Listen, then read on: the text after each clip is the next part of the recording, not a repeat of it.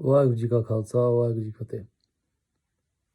When Guru Gobind Singh Ji was Guru, and before he passed on, he mentioned about Guru Granth Sahib Ji that from now on, Guru Granth Sahib Ji is the Guru of the Sikhs and will be the Guru of the Sikhs. And he said, Guru Manyo Granth Pragat Guran Ki De. He said, Guru Manyo Granth Pragat Guran Ki De. Inu Manyo Maharaj keh rahe si, Guru Sahib Ji keh rahe, they were saying that make sure you follow and practice. That's what he meant. Follow and practice the words of Guru Granth Sahib Ji. Make sure you do that. And because it is the Pragat Guran Ki De, which means the living gurus, the body of the living gurus. That's what this is, the body of the living gurus, Guru Granth Sahib Ji. Now, first of all, my question would have been, Guru Sahib Ji, how can a holy book be the living guru of Guru Granth Sahib? How can it be a living guru? How can this be? And anybody's interested in this, or people should, then they would ask. Don't be afraid to ask questions. Should be asking, how can this possibly be a guru? How can a holy book of the Sikhs be a guru? What is Guru Sahib Ji saying here? What did he mean by this? Pragat Guran Ki De. How can it be the living body? Or how can it be the body of the living gurus? What does that mean? For example, this is my body. I'm living in this. Your body is listening to me. Your body is your body, and you're living in your body. Your spirit is living in your body, and you are living. My spirit is living in my body, and I am living. So in the same way, the gurus, the spirit of the gurus is living in Guru Granth Sahib, is present and has occupied Guru Granth Sahib. So that's why it's a living guru. It's living, it's alive, because the spirit of the 10 gurus have occupied it, and they are in it, and they live in it.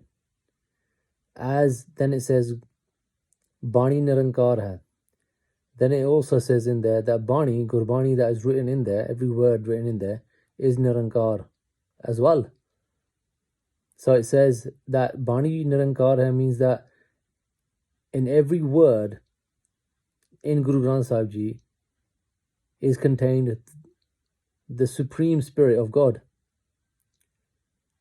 So basically, Guru Granth Sahib Ji is God and all the Gurus, plus all the Bhagats, the Bani that is written in there about all the Bhagats. They are also in their Gurbani, in that Bani, in their Bani. Their spirits are also in there. So they're also in there as well. So you have three. You have God, the Gurus, and the Bhagats in Guru Granth Sahib Ji. All their spirits are in Guru Granth Sahib Ji. That's who we bow to. That's why we bow to Guru Granth Sahib Ji. That's how Guru Granth Sahib Ji is a living guru, is because of this.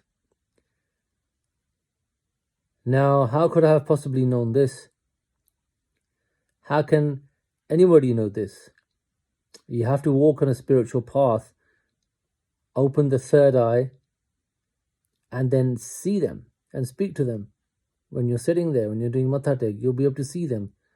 Or you will be able to speak with them. Or you will be able to speak with Waheguru, God. Because you can see them then. With these eyes that we have, these are human eyes. They're for the world. But that third eye opens, and then it begins to see and speak with them.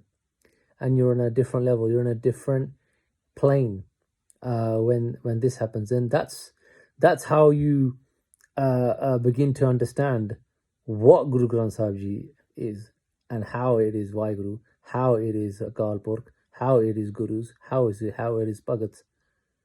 So why don't we know any of this?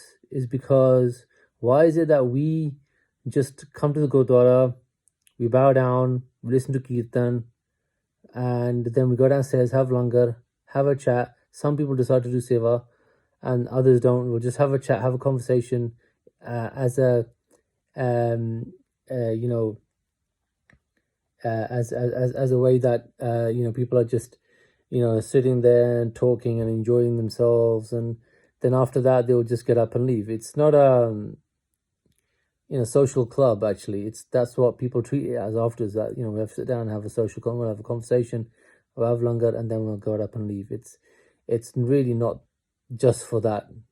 These things that I mentioned, it's basically the things that I've mentioned in the beginning of this conversation. That's what it's for. That's what we're here to achieve, is this knowing and meeting with the Kalpurk and be able to communicate with the Kalpurk by walking a deep spiritual path, going through some deep training and doing that training on a regular basis, so that this third eye begins to open and it begins to see and communicate with Waheguru. And there's other things that you will see when you do this kind of training. So this training involves, what is this training?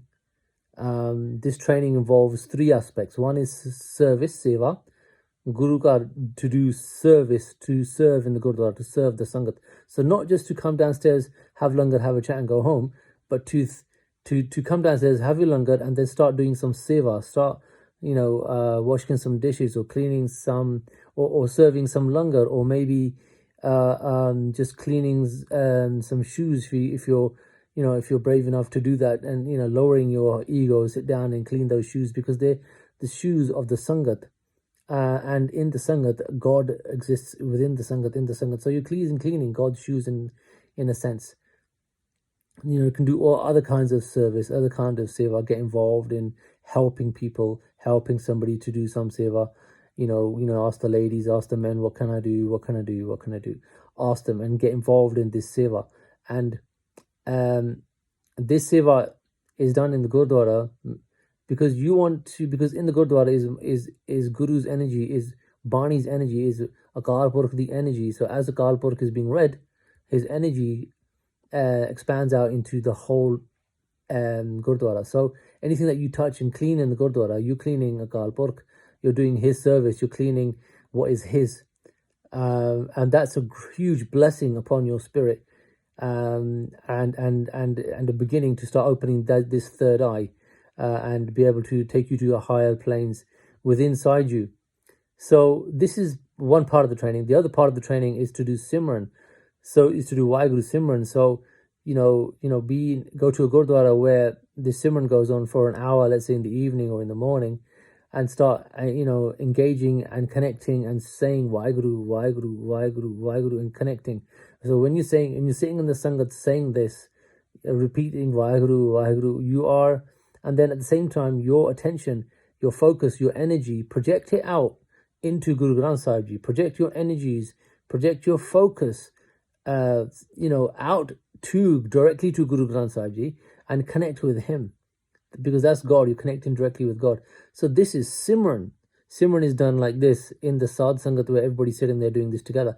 Connect directly to Guru Granth Sahib Ji, because that's the Guru, that's Akal Purkh, that's Guru Granth Sahib Ji, that's all the Gurus, that's all the Bhagats, that's the Waheguru. So you're connecting directly with Waheguru sitting in front of you by projecting you out. So your spirit then connects with the Supreme Spirit, and then you start building up a rapport, then you start building up a connection, then you start building up a relationship, because you're starting connecting with this Supreme Spirit on a regular basis. So that's Simran. So these two things. The third thing is Satsang. The Satsang is this. We're doing a Satsang. Satsang is talking about what you've just experienced in this Simran. What have you just experienced in this Seva? Because you will experience things. God will put you through experiences. When you start intaking Vaheguru's energy, you will start to awaken within you, and you will start having deep spiritual experiences that you're like, what's going on? So you will need to do Sangat. You will need to sit down with the Gurmukhs and ask them, what is this that's just going on? I need, can you explain this? I had this experience and I had that experience, and I just need you to tell me. So that's the third thing. That's Sangat. So this is the training that is required to be done for every Sikh. This is what Guru Gobind Singh Ji wanted us to do. When he said Guru Manyo Granth, he said this, to do this and achieve this, achieve Waheguru. This is what the Sikh is supposed to be doing, not just, as I said, coming into Gurdwara, Matha Tekna, listen to Kirtan and then coming downstairs, having langar and having a chat and go home. That's not what this is about. This is a lot. This is like 500 million times deeper than what we are doing right now. And the reason why we haven't reached our spiritual states and had this conversation with Waheguru and built this rapport with Waheguru like as we were supposed to, is because we haven't done what I've just said. I hope that helps. Waheguru Ji Ka Khalsa, Waheguru Ji Ki Fateh.